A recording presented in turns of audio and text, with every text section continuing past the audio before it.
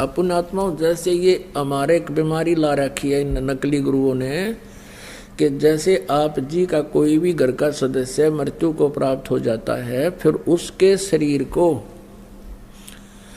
सभा करने के उपरांत, अंतिम संस्कार करने के उपरांत उसकी अस्थियों को गंगा में डाल कर आना कंपलसरी बना रखा है।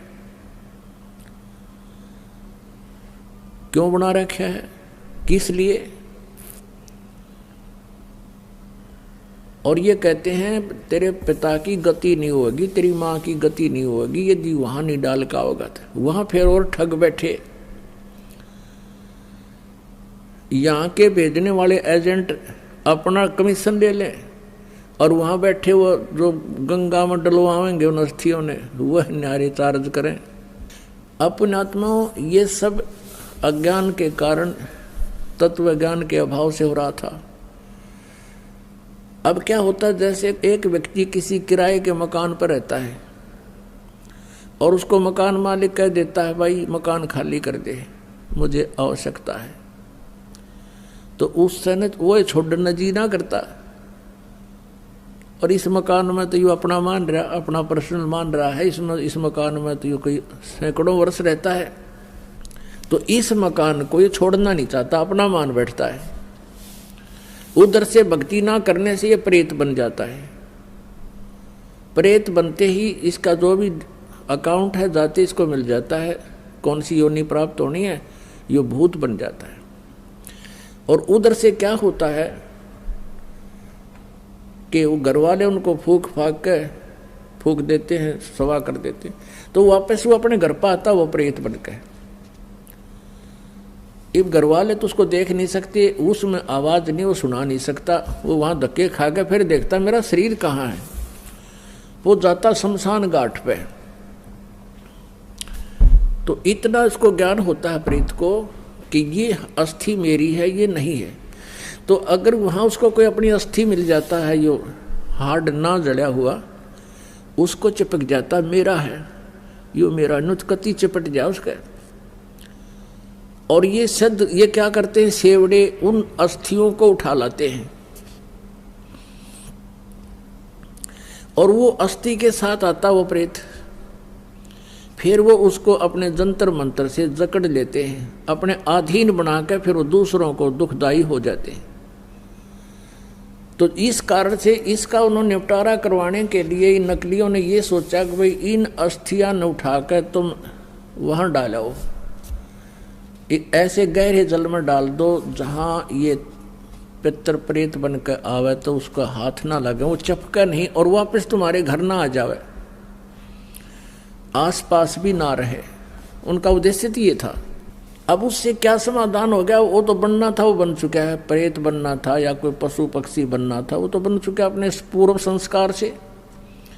अब वो नकीते ठाकर डालें जाओ, प्रेत वो बन ही चुका है। तो ऐसी हमारी ऐसी वृत्ति है इस जीव की। उसी आधार से सुखदेव वाली आत्मा का संस्कार ऐसा था कि उसने गंदे अंडे में ही ऐसे उसका अंडा नष्ट हो गया और उसका वो चिपका रहा, अपना जान के मेरा है मेरा है। यह वृत्ति है हमारी। अपन आत्मा जैसे बच्चा गर्भ में आते ही माता को अपनापन हो जाता है और किसी कारण से वो गर्भपात हो जाता है तो बहुत रोती है कि मेरा था मेरा था। ऐसे ही उस अंडे को गंदा होने पर भी उसने अपना मान रखा था, चिपका बैठी थी आत्मा मेरे, उसका संस्कार ऐसा था। और ये सारा कुछ जो होता है पूर्व निर्धारित संस्कारों से ही होता है। जो पार्वती जी को मंत्र मिला ये भी पूर्व संस्कार थे इसके और पूर्व निर्धारित था। अब केवल कबीर परमेश्वर ही उसको परिवर्तन कर सकता है और किसी पर परिवर्तन नहीं होना। तो ये सारा कुछ हुआ तो पूर्व संस्कार से, लेकिन घटना ऐसे घटी हो तो वो अंडे को जो चिपका में बैठा था वो सुखदेव वाली आत्मा, इसी प्रकार जो ये अस्थियां उठाने की बीमारी लगाई इन लोगों ने इस उद्देश्य से लाई कि जब जय उल्टा आ गया तो वहां शमशान घाट पर बैठा रहेगा। और आपने देखा होगा कि भाई कई क्या कहा करते थे कि भाई ये लड़का वहां जा रहा था और इसकी ठोकर लगी किसी वस्तु का, उस दिन से बीमार है, तो यो भूत चिपटा रहा है उसके अपने अस्थि के, और उसका ठोकर लगी, फिर ये चौधरी था, फिर अब कैसे मेरा ठोकर मार दी, इसका अंडी बनाता लकड़ता ही नहीं, फिर गधा बन जा है। तो वहाँ उनको दुखदायी होता था, इसलिए उन्होंने ये समस्या हल कर दी कि अस्थि यहाँ से फेंक दो कितने, यो एक स्थान पर ना चिपका रहा, अंडे जा धक्के खानता कि तो और धक्के खा लेगा, बाहर चला जाएगा। ये उद्देश्य था। और पुण्यात्माओं कहते हैं यदि आप पूर्ण परमात्मा की भक्ति करते, सतगुरु की संगत करते, ना तो आपने भूत बनना, ना अस्थियां उठाने की आवश्यकता।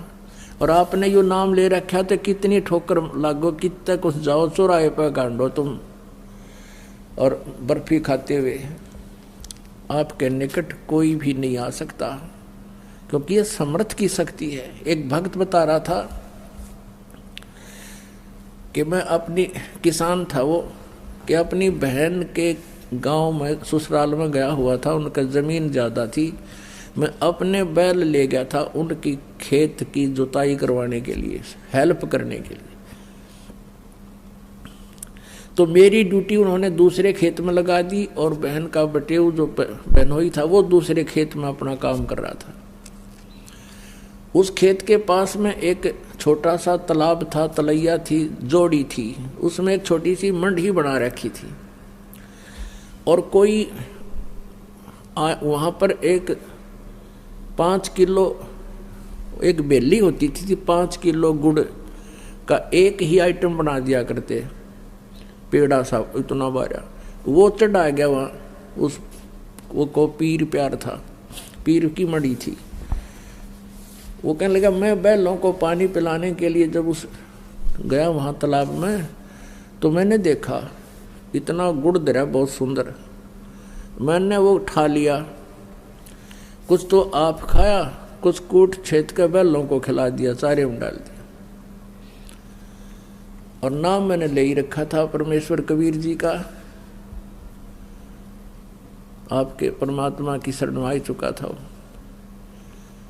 तो फिर मुझे वो इतनी दूर दिखाई दिया, एक दोपहर के समय वहाँ बैठा था मैं, कम से कम 50 फुट की दूरी पर एक 3 फुट का आदमी, सफ़ेद दाढ़ी, सफ़ेद कपड़े और 9 आँखें लाल कर रहा, कहने लगा तू ठाडे की शरण में था, ना तेरा बक्कल तारूं, तूने मेरा गुड़ खा लिया। तो तगड़े की शरण में था इसलिए बच गया, ना तेरा बक्कल तारूं, तूने मेरा गुड़ खा लिया। ये भूत बेटी के बाप खावे कुत्ते, उनको भी यही आभास है कि मेरा है, बस धर दियाड़ा मेरा हो गया भी। तो पुण्यात्माओं आप समर्थ की शरण आ चुके हो, ये तो आपका असर करें को नहीं।